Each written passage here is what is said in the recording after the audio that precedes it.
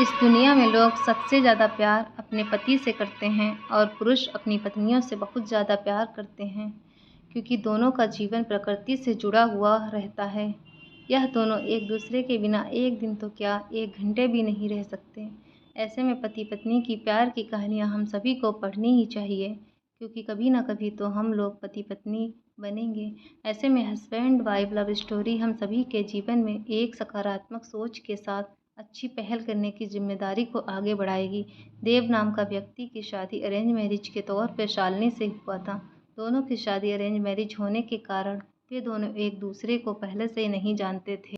शादी के बाद दोनों एक दूसरे को जानने पहचानने लगे थे। कुछ ही दिनों में दोनों एक दूसरे को अच्छी तरह से पहचानने लगे थे। जब दोनों में अच्छी तरह से पहचान हुआ, दोनों एक दूसरे को समझने लगे थे, तो देव को लग रहा था कि उसे एक बेहतर ही पत्नी मिली है।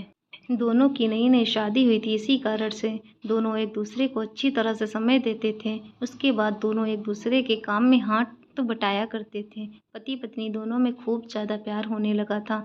अब उसकी पत्नी भी देव को समझ गई थी और उसे किसी भी प्रकार का कोई काम या किसी प्रकार के कोई सामान की ज़रूरत पड़ने से पहले ही उसकी पत्नी उसके सामान को हाजिर कर देती थी। एक दिन देव अपने दोस्त सूरज को अपने घर दावत पर बुलाता है।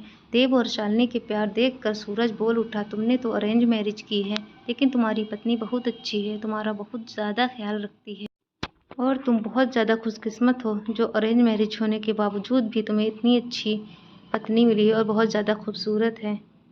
एक दिन देव अपनी पत्नी से कहता है कि तुम जाकर तैयार हो जाओ, हम लोग कहीं घूमने जाने वाले हैं। हम लोगों को शादी के इतने टाइम हो गया और बहुत सारे काम होने के कारण हमें टाइम भी नहीं मिला घूमने के लिए। चलो वहाँ आज हम लोग घूमने चले कहीं। इतना सुनकर उसकी पत्नी शालिनी कहती है कि आपने तो बिल्कुल अच्छा कहा जी, बहुत दिनों से हम लोग कहीं घूमने नहीं गए। अच्छा हुआ आज आपने बोल दिया, हम लोगों का मन नहीं लग रहा है, चलो कहीं घूम कर आते हैं। दोनों एक कार में बैठकर घूमने के लिए निकल पड़ते हैं। रास्ते में जब हाईवे पर गाड़ी जाती है तो उसे एक बड़ी गाड़ी से टक्कर होने के कारण दोनों दुर्घटनाग्रस्त हो जाते हैं।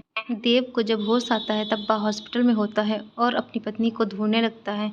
ढूंढते ढूंढते वह दूसरे कमरे में चला जाता है, जहाँ वह देखता है कि उसके सर, हाथ अथवा पैर में बहुत चोट आई है। तो वह घबराकर डॉक्टर से पूछता है कि मेरी पत्नी की तबीयत ठीक तो है, क्या वह सही हो जाएगी ना। तभी डॉक्टर कहता है कि तुम्हारी पत्नी के पैर की नसों में ज़्यादा खून निकलने के कारण पैर को काटना पड़ा है, वह नहीं चल सकती। इतना सुनते ही शालिनी की आंखों में आंसू आ जाते हैं और कहती है कि मैं तो आपके ऊपर बोझ बन गई हूँ। उसके बाद देव कहता है कि ऐसी कोई बात नहीं है, इतने इतने दिनों से तुमने मेरा ख्याल रखा था, अब मेरा फ़र्ज़ बनता है कि मैं तुम्हारा ख्याल रखूँ। अब दोनों साथ मिलकर अपने घर की तरफ रवाना हुए। घर जाकर दोनों ने एक दूसरे के बिना ना रहने की कसम खाई।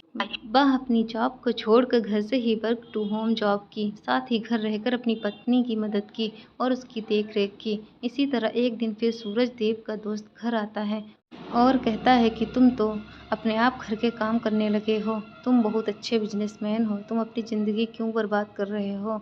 एक लड़की के कारण तुम अपनी दूसरी शादी कर लो, चाहें तो इसे भी अपने पास ही रख लो, लेकिन तुम कंपनी में चलो काम करो। इसके बाद देव कहता है कि मेरी पत्नी से बढ़कर मेरी ज़िंदगी में कुछ भी नहीं है, मैं उसकी देखभाल हमेशा करूँगा और करता ही रहूँगा, क्योंकि हमेशा से ही मुझे प्रेम करती थी और हमेशा से ही हम लोग पति पत्नी आपस में प्रेम करते रहेंगे। फिर भी अपने दोस्त को कहता है कि तू एक बार आया था और मुझसे कहा था कि तुम्हारी पत्नी बहुत अच्छी है, तुम बहुत खुशकिस्मत हो, तुम्हें ऐसी पत्नी मिली, फिर आज क्या बात है।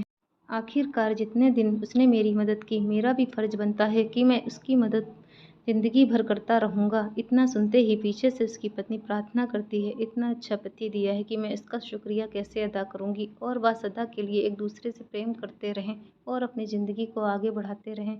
इसलिए मेरा मानना है कि पति पत्नी चाहे जैसे भी हों कभी नहीं छोड़ना चाहिए, और पत्नी को कोई तकलीफ़ होती है तो उसका साथ देना चाहिए, ना कि उसका साथ छोड़ना चाहिए।